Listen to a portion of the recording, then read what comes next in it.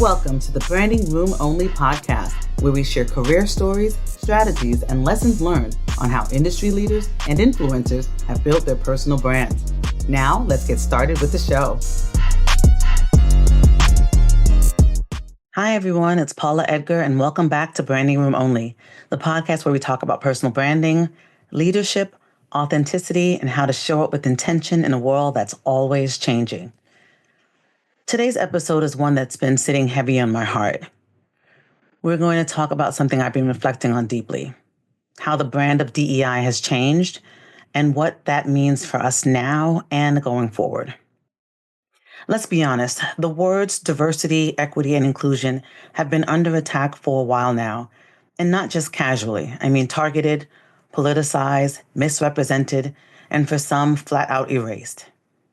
What was once seen by many as a necessary lens for equity and progress has now been recast by this current administration and others as controversial, divisive, unnecessary, or even illegal. We're watching this play out in real time. Organizations are pulling back, titles are being changed, programs are being renamed or eliminated, and people are being encouraged to stay silent, to avoid saying the words out loud. Here's the reality. Yes, the brand of DEI has changed, but that doesn't mean the need for it has disappeared. The attacks weren't just about the acronym. They were about what the work stands for: accountability, representation, transformation, and yes, powered redistribution. Yes, that makes people uncomfortable. Yes, it shakes systems, but that's not a flaw. That's the point. That's exactly why this work matters. Now listen, I am a branding person. It's my area of expertise. It's what I do. I understand how language evolves. Branding is dynamic, and the terms we use shift all the time. What something is called can change depending on the audience, the culture, and the context. That's natural. And in many ways, that's okay. But I'm also an attorney. I respect words. I honor definitions and respect decorum and the rule of law. Because words frame our thinking, our policies, our commitments, and our accountability. So while the labels might shift, we can't afford to lose the meaning.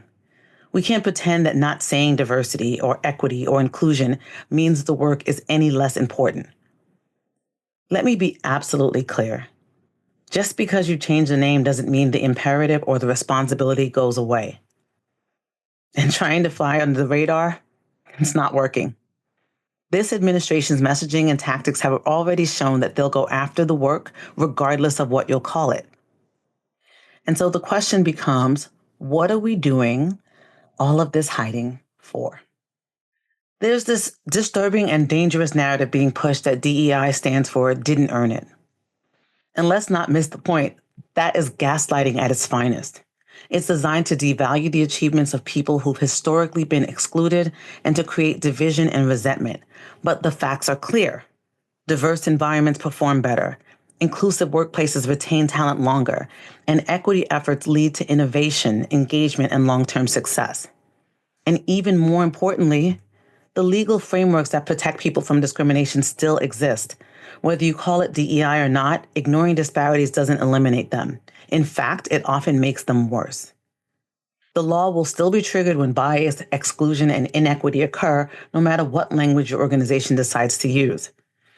Now, if we're going to reclaim this narrative, we have to also push back on the narrowing of what DEI truly includes. Let's talk about that scope for a second, because that too has been intentionally narrowed in the public discourse. It's been framed as primarily, or in some cases only, about race or gender. And while yes, race and gender equity are crucial, DEI has always encompassed more. This is so important.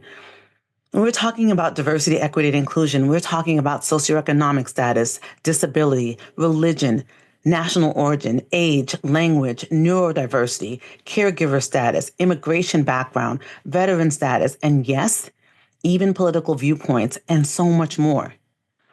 The umbrella is vast because human identities are vast, and pretending otherwise is just bad strategy, bad leadership, and bad business.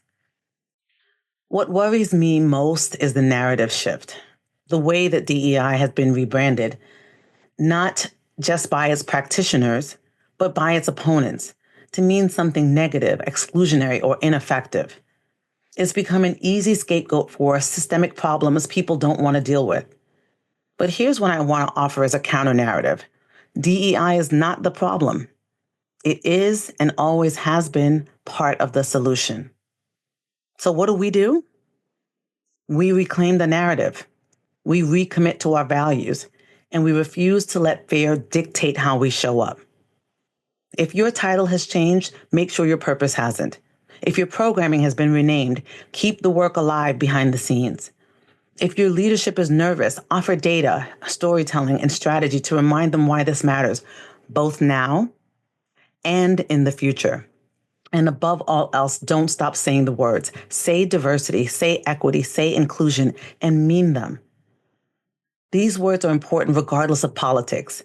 And we should be clear, the train has left the station on whether or not we should care about DEI. Our schools are diverse.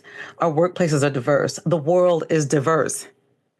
Because even if it's not trendy to say out loud anymore, we don't need trendiness. We need clarity. We need consistency. We need courage. And we need leaders, individual and institutional, who know who they are and what they stand for. We should be values-led. So let's reflect. I'm closing out this episode with a few questions for you as an individual and for your organization. And I encourage you to please share this widely. So let's start with you, the individual leader, professional, advocate, or curious listener. Here are a few questions to reflect on. 1, do I know what diversity, equity, and inclusion truly mean beyond the acronym DEI and the current rhetoric? 2, have I adjusted how I talk about or engage with DEI work based on fear, safety, or perception?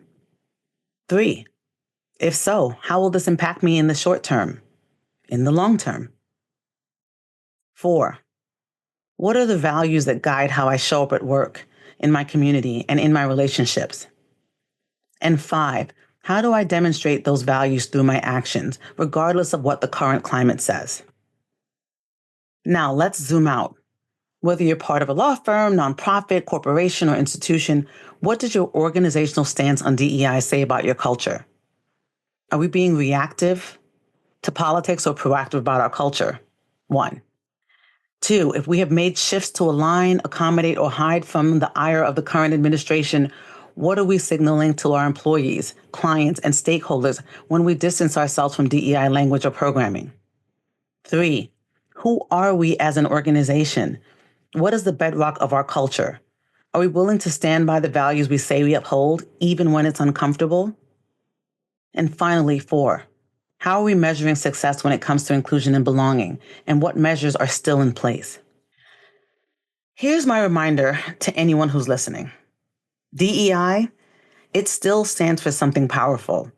But for me right now, it also stands for this: don't end it. With that, thanks for being here. Thanks for listening. And thanks for being willing to think deeply about what your brand and your organization's brand really stands for. We don't need to chase safety in silence. We need to speak up with intention. We need to show up with integrity. And we need to keep moving forward, no matter what it's called. Until next time, I'm Paula Edgar, and this is Branding Room Only.